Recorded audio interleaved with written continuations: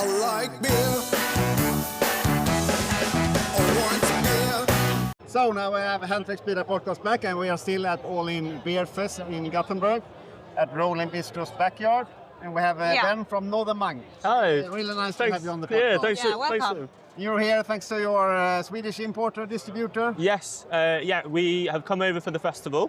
So we were here yesterday on the first day, had a really lovely time just on the evening session, and then back at it again today with the morning session. You got quite a good weather here yesterday. Yeah, we were really lucky. It was hot in the tent, but it just meant that I could enjoy some more beer afterwards. So A good reason. yeah. So for those who doesn't know anything about Northern Monk, you're from Manchester. So I was born in Manchester myself. The brewery's based in Leeds. Yeah. So it was started in 2013 by Brian and Russell. So they met at a beer convention, not dissimilar to this one. And Brian is the brewer, and he still is incredible at making beer. And then Russ just found it super interesting. Started in 2013 with a loan of £5,000 from Russell's grandma. She downsized the house and gave all the kids some money. Started brewing. And then they moved to the old Flax store, which was our original brewery. And that's in England, that's a listed building. And they gutted it, kept all the amazing features. And that was the small site that it really kicked off at. And then went to Sydenham Road, which is the main brewery facility now. And it's a really, really lovely space. Yeah. That's so cool. How large is the brewery actually now? So we have, I think, just over around 100 active employees. That goes across the bar estates as well. So we own 6, I want to say, bars. We've got Manchester, 2 in Leeds, Edinburgh with the Hanging Back, that's a collaboration bar, 1 in Bradford. Inevitably, I will have forgotten one of the many bars that we have, but they're all really, really brilliant tap rooms. So we've got one based in the old Flax store, which is where the kind of first brewery facility we had. And we produce a really serious amount of beer now. Yeah. But what do you think differs Northern Monk compared to other UK craft breweries? So I think the biggest thing that is based around the kind of ethos that they've always had. So amazing drinking experiences, community, innovation, unite, do right. So we did this Patrion Project, which has been kind of the leading kind of experimental beers that we've been making. So all of those are done in collaboration with some sort of creative, whether that's a sports person that's doing something really interesting and that's right to our theme and that we're inspired by, whether it's an artist that's making beautiful art that we really enjoy. And then there's kind of any sort of level of input that they want, whether they want to design the can, whether they want to have some say in terms of what the beer tastes like, whether they're happy to kind of just come up with a creative theme and go for it through there. And that, I think, has always kept our beers really fresh and interesting. It's kind of got that influence of the most interesting people in society. So it's really good. The beer that we've got at the moment, it's called Sandwich King. And that's a collaboration with Sandwich King. This is the Cuban melt patty, so it's the 3rd of the series. Every Patrion project can have up to 7, and then the 7th will have a special can, and that's your kind of last and final beer with the company. And so we've got a load, just like to name a few. We've got Snick, which is the other beer that we're pouring today. Which is like a double dry hopped IPA. The Sandwich King Cuban melt patty, which we've got now, is a kind of West Coast style zesty IPA. Yeah, very zesty, very zesty taste, and you can also smell. Yeah, it's got a kind of citrus, tangerine notes, yes. and it's kind of the kind of oily pith that you would get on the outside of a really ripe tangerine, and that makes it kind of really fruity, but in not a kind of obnoxious way. It's still really got that nice bitter note, really carries you through drinking. Quite silky. It's a brilliant beer. And we've got a load of amazing stuff. We've got a Mark Newton, which is a collaboration with Gross Brewing. That's coming up later. We've got Chula Loti, and all of these are part of the Patrion Project series. And Sandwich King is designed to go with the sandwiches that Sandwich King himself makes. Yeah. But is it very important for you to include other creators? Absolutely. I think the basis of beer and the basis of Northern Monk is that other people are really interested. Other people have amazing ideas, and why hamstring yourself with not letting those sorts of people in and letting them give you an opportunity to create something that you would have never made before. And that's what Northern Monk's always been about. I think being great from the north is all about great northern people and great northern ideas.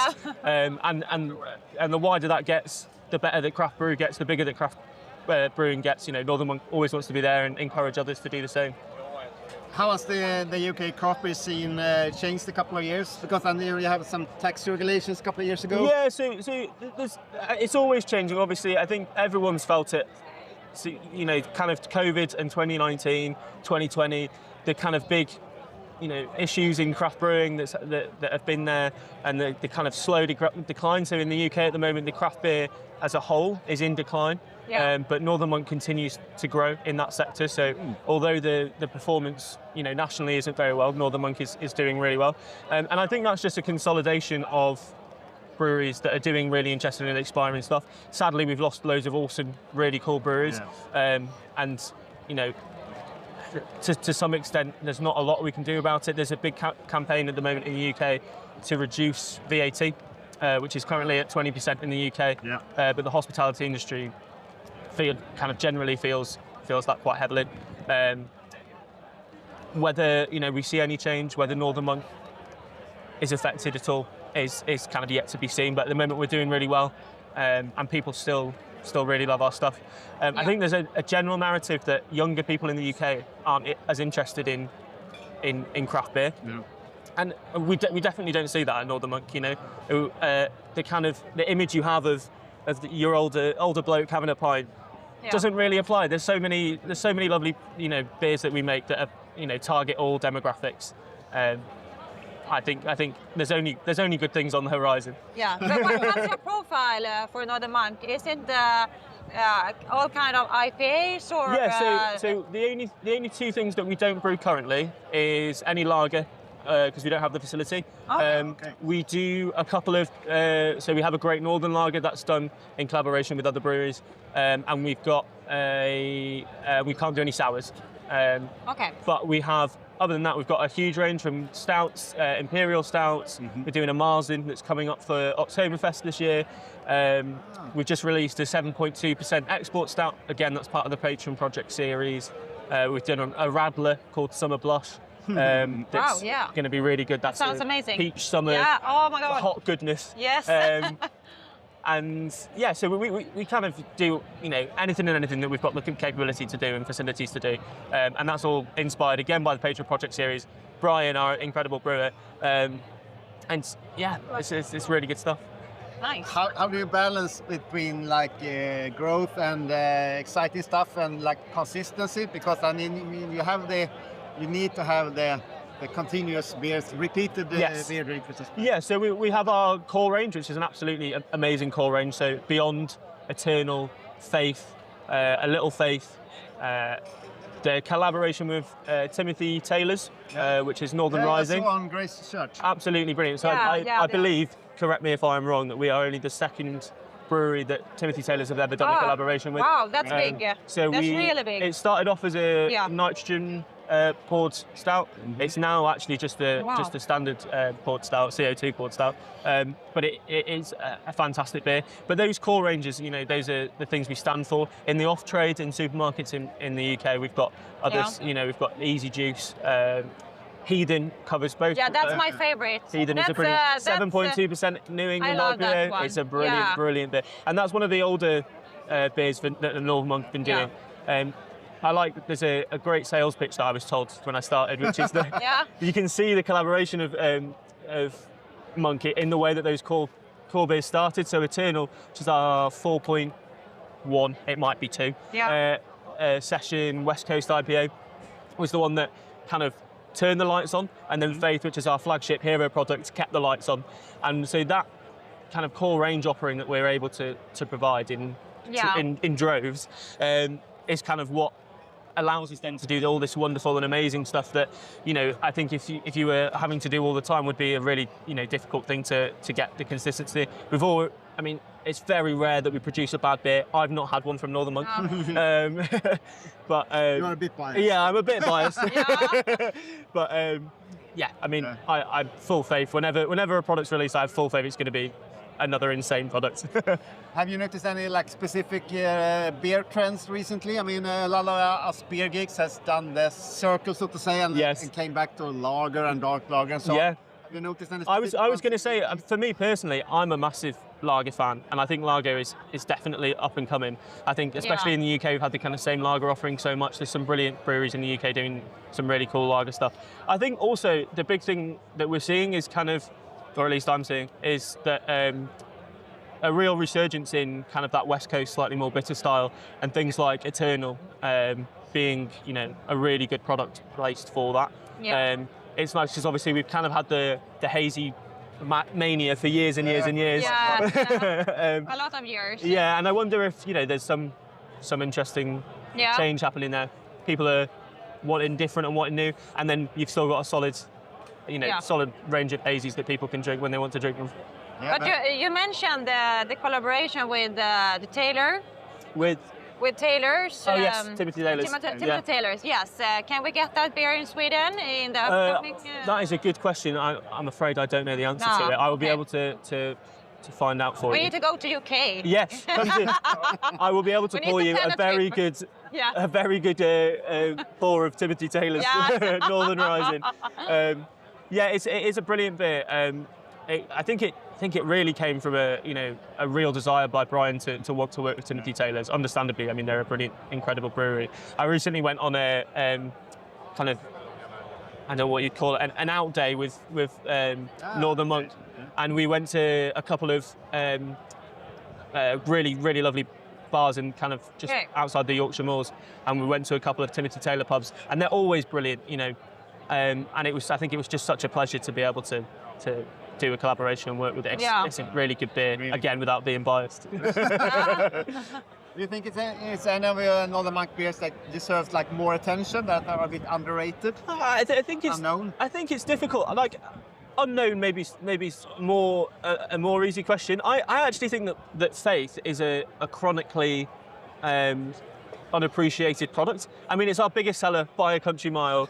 It's kind of it's our hero product. But when you look at other kind of breweries, and I don't know, let's say with Brewdog, everybody knows the original Punk IPA. Yeah. And Faith, it absolutely is a beer that's worthy of that kind of household name. It is an incredible, incredible beer. Outside of that, have I got any personal favourites that I think are really underrated? Beyond, as a part of the core range, of 5.5% if you're on the on trade. I think out here it might be 6.5%. But it's a really, really, I think it's called New World IPA because it's kind of a mix of that West Coast style. But it's a really, really just the right amount of hotness and with that a lovely kind of bitter layer. But it's not too, you don't feel that hit of the 5.5 or 6.5 OPV. It has the right balance to be like a repeatable beer. Absolutely, and yet, it's not quite what you would deem sessionable, kind of down at the 4s or 5s. But you could absolutely have a very good evening drinking Beyond. And then because of our ever-changing rotation of the Patrons Project or our specials, we've just released a beer which is an ice lolly pale ale based on kind of a traditional ice cream in the UK, and it's like a really strong aroma of kind of strawberry and a really nice little touch of sweetness. Those one-off specials that we do are always a keep your eye out moment. How do you approach new export markets? I know maybe that's not your tasks, but. Sadly, it's not my. So for Northern Monk, I deal with our kind of domestic wholesale. In that way, I'm just anybody that's interested in Northern Monk should be able to get access to Northern Monk, and we should be able to facilitate it as much as possible. Yeah. We've got an amazing facilities here in Sweden. The guys that help us get beer there and distribute beer here is absolutely incredible.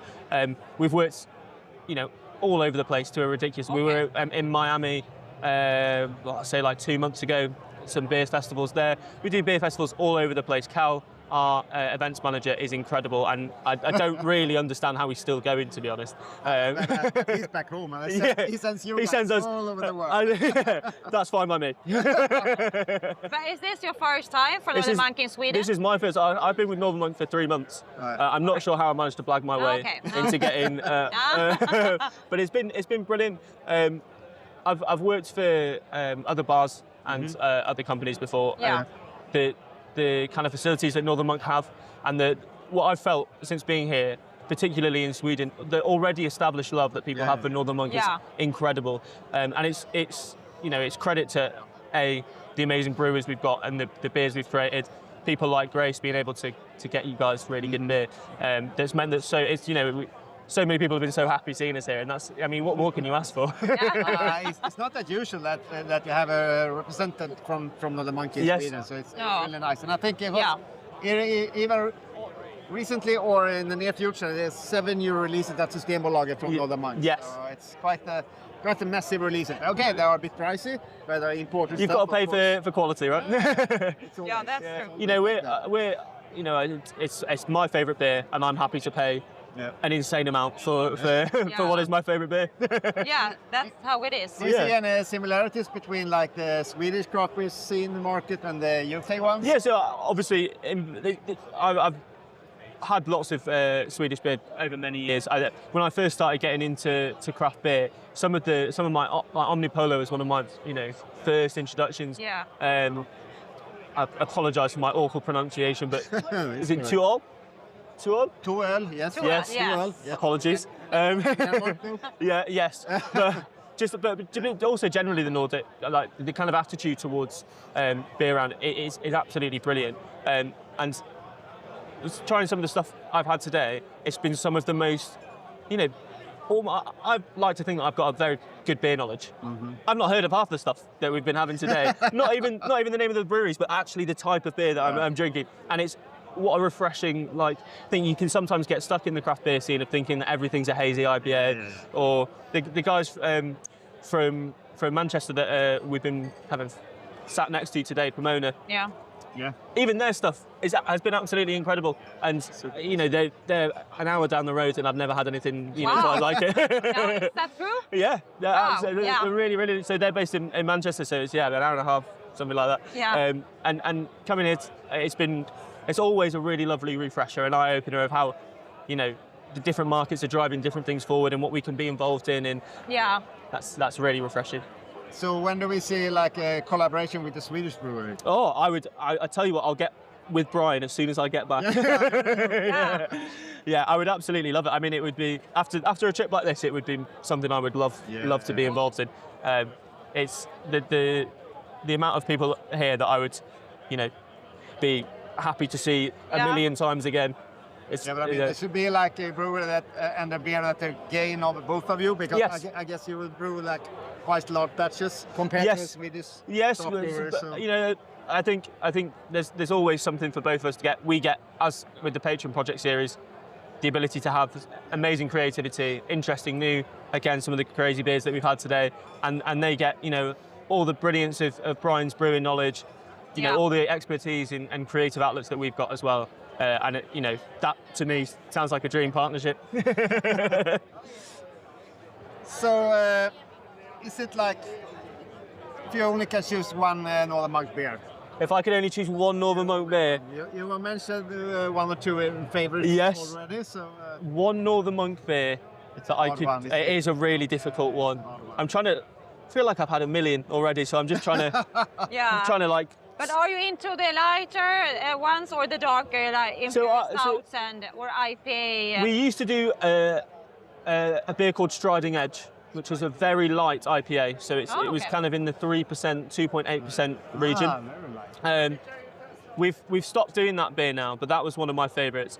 But then I'm happy to drink almost anything. So the Northern Monk Timothy Taylor Rising, it's going to be up there. If I could only pick one, it would probably be Eternal, just because of the consistency, because of the West Coast, the perfect bitterness that it's got.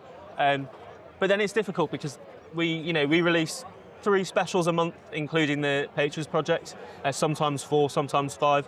So I could have a new favourite beer every 5 from days or another month, something. And it's always hard. I mean, should you choose a beer that you want to drink a lot of that is like Yes. light and crisp, or should you choose a beer that's exploding in your mouth? more or less? Absolutely, So yeah. It's really hard to have that. Yeah, we've got the one with gross that I was talking about before, the Mark Newton double IPA. I think that's Yeah. an 8.2, 8.4. That is a really punchy, full mouthfeel, super dank, kind of marijuana-y taste, and the whatever bitterness Yeah. comes with that. That is an incredible beer, and hopefully you'll be able to try some later when we get it on. But it's a really. The problem is there's so many good beers. This one that we're drinking now is really refreshing. Yes. Yeah, but it's very zesty, as you said before. Yeah, Yeah. Very and, zesty. but Very I really zesty. On the like edge that. almost. I On really the like edge. this. And what's crazy is it's super sessionable, and that comes from the zest. But this is a 6% beer. It wouldn't be considered too sessionable, which is Yeah. why it's so dangerous and so brilliant. Yeah, and the fun thing is that I have a little bit hard to drink beers with tangerine. Yes. I have told you about Loads this. of it. But Yeah. this one, I don't know what it is, but I really love this. So I'm only guessing on your behalf, but Yeah. I imagine it's that kind of consideration for the pith and the peel of the orange, rather than I think normally when you get that kind of orange beer or Yeah. tangerine beer, you get that real sweetness in the kind of citrus Maybe that- hit. yeah, that- Whereas this has got kind of the esters and the oils that make it feel more palatable and marry with the bitterness a bit better. Yeah. Almost like you have the orange peel and you squeeze it, you Yes. see the oils. Yeah, I mean it's not uncommon, is it? If you have a Negroni and you do it around Yeah, the rim, like exactly. it's that sort of Yeah. sort of oil that you're getting. Maybe it's that, because this was really surprising me that Yeah. I really enjoy this so much. Oh, I'm glad. Yes. That's what we're here to do. Or, We yeah. would really love to have like a Northern Monk tasting, so to say. To have like, I mean, we run some beer tastings. Yes. pubs and so Yeah, on. yeah. It'd be cool to have like a dedicated Northern Monk tasting. To have like 5-6 different ones at the pub. Absolutely. Yes, Yeah, it would be to really have. nice. I'm sure we can figure something out. And if you're ever over in Leeds, I can promise you that I will give you the best tasting experience you've ever had. That's good. You need to come to Leeds, that's Yes, for sure. And that's they have a nice football team there too. They have an I heard. see, don't tell anyone, but I'm a Manchester United fan. Okay, you are, okay. But I'm sure Leeds are great. Yes. But it's at least a premium one. I'm the Potters. Yes. I'm the Stoke fan. Yes, it could be worse. Potters. Thank you very Yes, much. Okay. Ben, thank you for so a much. So nice to meet you. It's been a pleasure. Yes, it's been a pleasure. Thank you. Thank you. Cheers.